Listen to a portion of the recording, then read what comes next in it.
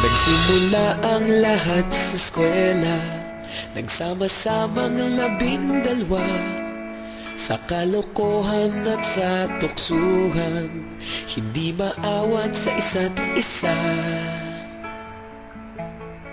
Madalas ang standby sa cafeteria, isang barkada na kay saya.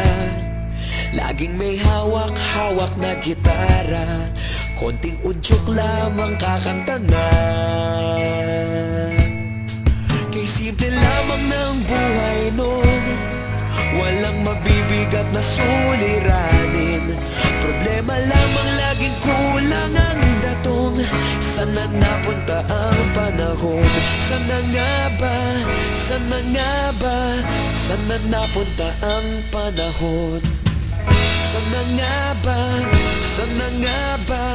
Sana napunta ang panahon? Sa unang ligaw kayo'y magkasama, magkasabwat sa pambobola.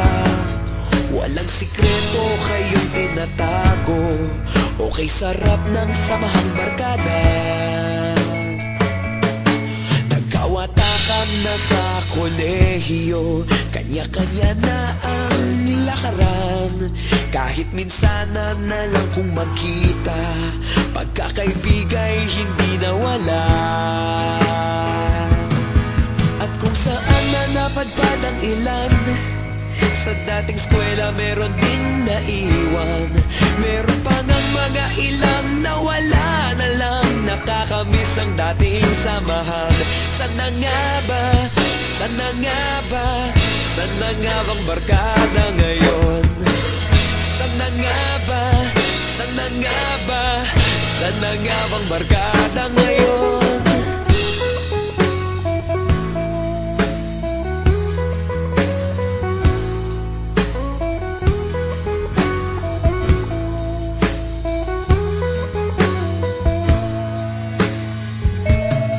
Ilang taon din ang nakalipas, wala pa sa aming tatay na nagsusumikap upang yumaman at guminhawang kinabukasan.